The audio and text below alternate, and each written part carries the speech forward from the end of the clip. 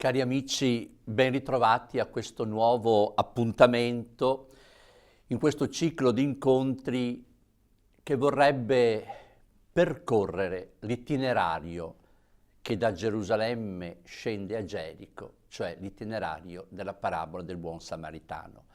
Un percorso che vorremmo fare sulle tracce di Gesù, il buon samaritano, ma anche sulle tracce di Lucia Schiavinato, che questa strada dell'amore l'ha percorsa in tutta la sua vita. La volta scorsa ci siamo fermati a chiederci perché Gesù ci ha donato questa parabola. Ce l'ha donata in risposta a un tale che voleva discutere sull'amore. Gesù lo provoca con un gesto d'amore, mettendolo di fronte ad azioni di attenzione verso gli altri. In questo nostro incontro vorremmo fermarci non su un personaggio della parabola, ma sullo sfondo della parabola, la scenografia della parabola, che è molto semplice, è la strada. Potremmo dire che è il personaggio muto della parabola, la strada, quella strada che da Gerusalemme scende a Gerico. Già calcare questa strada, già dire mettiamo al centro la strada, significa riconoscere la forte valenza simbolica che ha la strada. La strada rappresenta la nostra vita, la strada dice il cammino della nostra vita.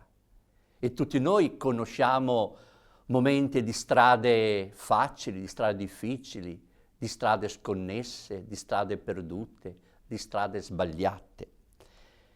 Ma ecco che c'è una gioiosa notizia. Lungo questa strada c'è un Dio che cammina con noi, perché questo è il Vangelo. La gioiosa notizia non è un Dio che ci dice cosa dobbiamo fare, ma un Dio che ci fa vedere che cosa fa Lui. È sceso a percorrere le nostre strade.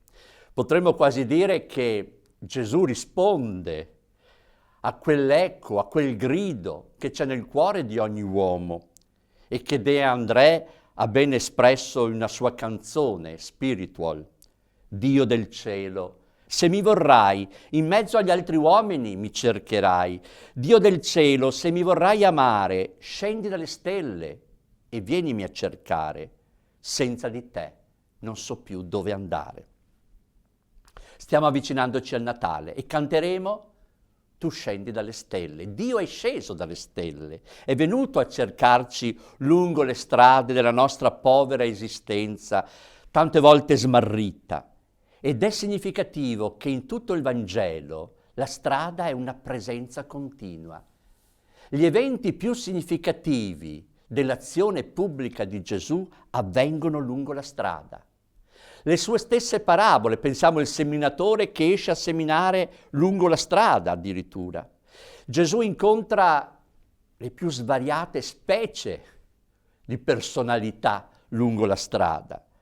Nella prima parte del suo ministero che ha a Cafarnao, il principale punto d'appoggio, Gesù percorre in maniera assidua i villaggi e le campagne della Galilea. Lungo quella strada molte persone vengono condotte da Gesù.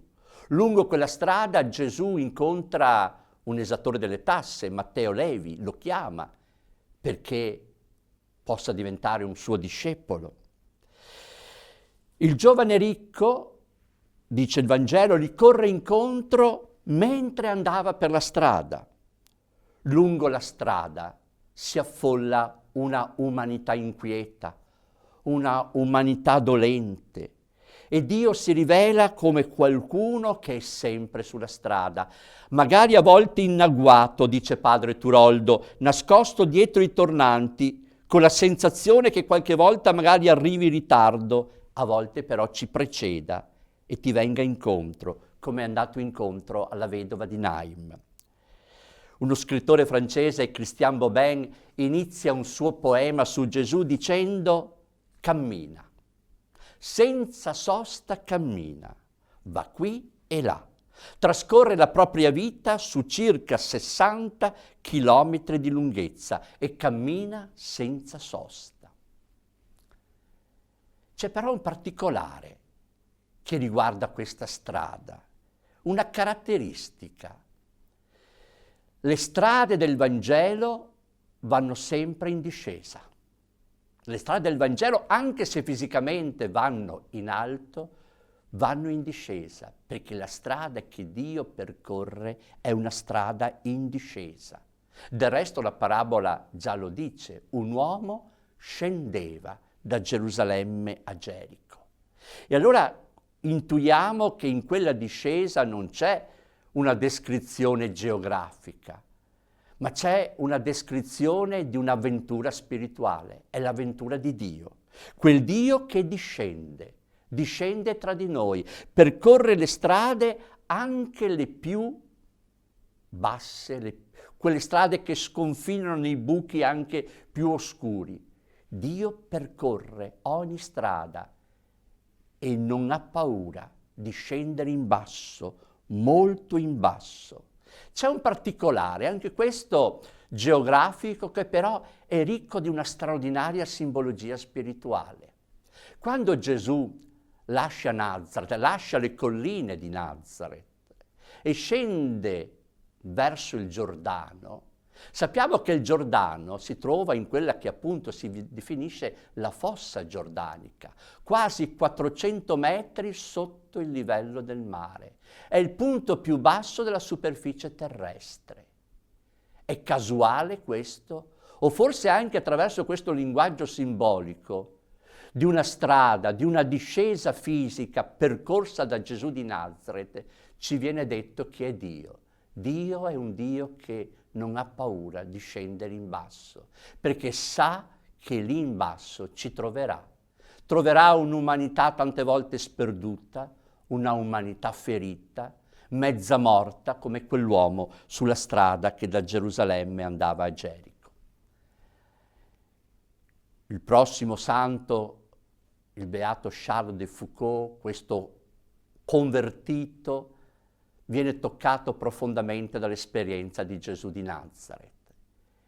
E dopo un viaggio in Terra Santa ritorna dicendo: io voglio occupare il punto più basso per essere come Gesù. Il suo padre spirituale, grande uomo di Dio, l'Abbé Yvelin, gli dice: caro mio, scordatelo. Il punto più basso lo occupa Gesù, lo ha già occupato e nessuno può più portarglielo via. Questo allora, amici, è proprio il Vangelo, la gioiosa notizia. Su tutte le strade della nostra vita, anche quelle più smarrite, quelle che sprofondano nelle zone più buie, Dio ci attende. E se ci pare di cadere in basso, abbiamone la certezza, la fiducia. Cadremo in Gesù. Lui è lì che ci attende. Quella strada della parabola da Gerusalemme scende verso Gerico. Sono due città importanti. Gerusalemme è la città di Dio, la città del Tempio, la città della presenza di Dio. Gerico, un'oasi nel deserto, una città ricca, una città che era il luogo anche di vacanze di gente benestante, una città che grazie anche ai sali minerari del Mar Morto produceva prodotti per la cosmesi o per la terapia anche di malattie della pelle. Una città dove si sta bene. E allora quest'uomo che da Gerusalemme scende a Gerico, percorrendo quella strada quasi ci richiama certi altri percorsi. Forse percorsi che anche noi abbiamo vissuto, che persone che noi conosciamo percorrono, il nostro tempo percorre. Questo lasciare Gerusalemme, quante volte ce lo diciamo, stiamo lasciando un nostro rapporto con Dio, una vita di fede, una società che ci pareva la società perfetta della città santa. Stiamo andando verso Gerico, diremo il benessere, la ricerca di consumi. Ognuno può dare anche interpretazione a queste due città. Certo è un percorso che parla di allontanamento, da qualcosa che ha un valore importante, da qualcosa che è bello nella vita. E quella strada da Gerusalemme a Gerico ci richiama un altro percorso che incontriamo alla fine del Vangelo, sempre partendo da Gerusalemme, questa volta verso Emmaus. Emmaus, dove si fermano i discepoli, quei 2 discepoli che hanno abbandonato Gerusalemme perché delusi, smarriti, tutto è finito, hanno perso la fede in Gesù, hanno tagliato i ponti con la comunità, ce ne torniamo a casa, torniamoci nel nostro cantuccio di Emmaus, lungo quella strada della perdita della fede, verrebbe da dire, quella strada in discesa, misteriosamente, discretamente, silenziosamente, Gesù si fa vicino. Gesù è vicino a questa umanità che tante volte magari noi denunciamo come una umanità che si allontana da Dio, ma Dio non si allontana da questa umanità. Potremmo dire è quanto anche Lucia vive nella sua vita.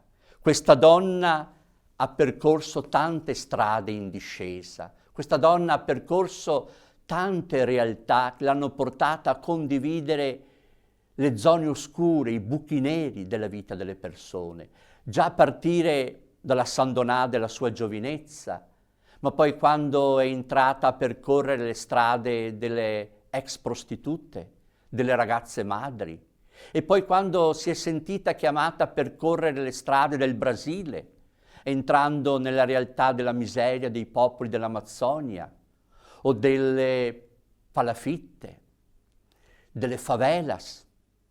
Lucia ha percorso tutte queste strade ed è interessante che una sua lettera, parlando proprio del Brasile, del fatto che lungo la sua vita è giunta a percorrere quelle strade, dice alle sue volontarie: domani si potrà anche sconfinare dal Brasile per andare dove c'è ancor maggiore desolazione e bisogno. Cioè Lucia ha la percezione che non ha toccato il fondo, che c'è sempre un fondo oscuro, doloroso da toccare, da condividere. È arrivata in Brasile. L'associazione delle volontarie della carità è arrivato in Brasile, il carisma di Lucia è arrivato in Brasile partendo e attraversando altre strade, ma non è detto che lì debba fermarsi. Ecco, percorrere la strada da Gerusalemme a Gerico, sulle orme di Gesù, sulle orme di Lucia, e sentire che il Signore ci farà sconfinare sempre. Ogni tempo ci offrirà strade nuove da percorrere. Un poeta spagnolo, Antonio Machado, in un suo famoso verso dice: camminando s'apre cammino. Ebbene, potremmo leggerlo spiritualmente, questo verso. Più tu cammini con il Signore, più Lui ti apre cammini nuovi. Nel libro dei Proverbi, l'autore sacro, il saggio, dice: l'uomo pensa molto alla sua strada, ma è Dio che guida i suoi passi. Ecco, Lucia si è lasciata guidare da Gesù. I passi di Lucia sono i passi di una donna che ha saputo sconfinare. Ecco, più noi percorriamo la strada della vita guidati da Gesù, il buon samaritano, più scopriremo ogni giorno percorsi sempre nuovi. Salutandoci, vorrei concludere con una preghiera che è un antico canto scout francese, molto bello, fatto proprio anche poi dalla spiritualità delle piccole sorelle e piccoli fratelli di Gesù. Gesù per le strade. Gesù, per le strade vorrei te cantare, la tua vita al mondo annunciare vorrei. Solo tu sei la via, la pace, l'amore. Gesù, per le strade vorrei te servire. Gesù, la mia croce vorrei abbracciare per te. Come il corpo e il sangue tu desti per me. Gesù, io vorrei sulle strade restare.